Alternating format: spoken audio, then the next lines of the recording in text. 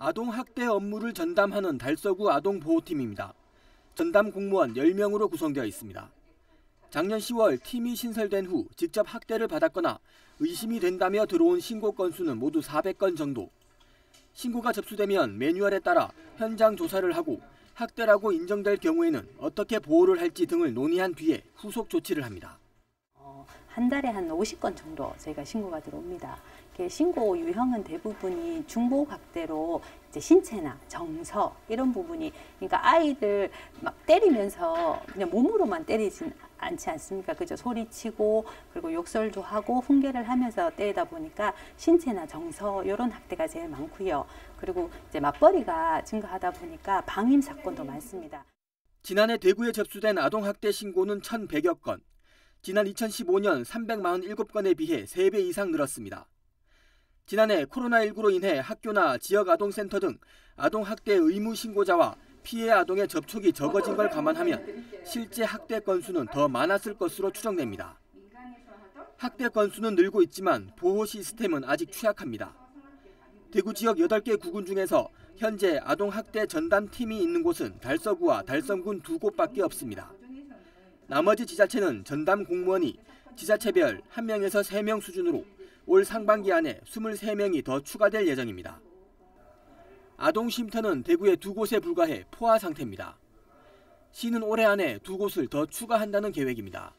다들 많은 관심을 가지고 인력을 조금 더 정확하게 좀 투입을 해서 아이들이 조금 보호받을 수 있는, 근데 사실 제일 중요한 게 사실 지역 내 아동보호 체계를 좀 구축하는 게 필요하다고 생각하거든요.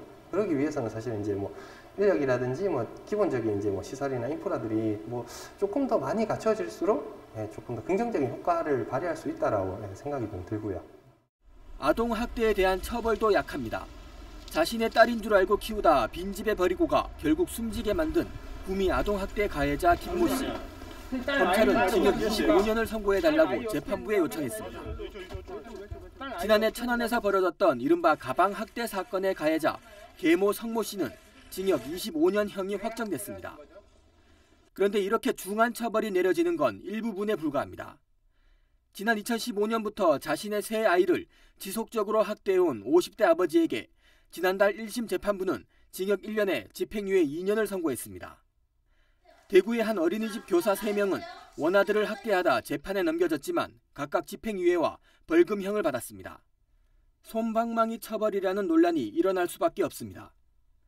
지난 2019년 아동학대 범죄 가해자에 대한 1심 선고 현황을 보면 전체의 41%가 집행유예를 받았습니다. 실형을 선고받은 건 15%에 불과합니다.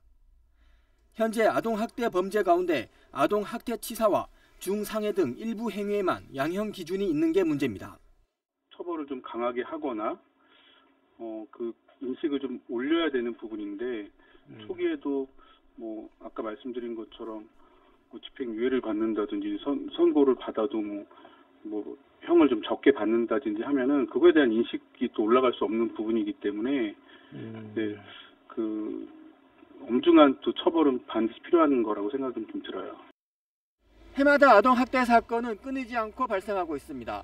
이런 일이 있을 때마다 각종 대책들도 쏟아지고 있습니다. 학대 예방과 사후 아동보호 그리고 처벌에 이르기까지 좀 더 세밀한 대책과 실행 방안이 필요해 보입니다. BTV 뉴스 김민재입니다.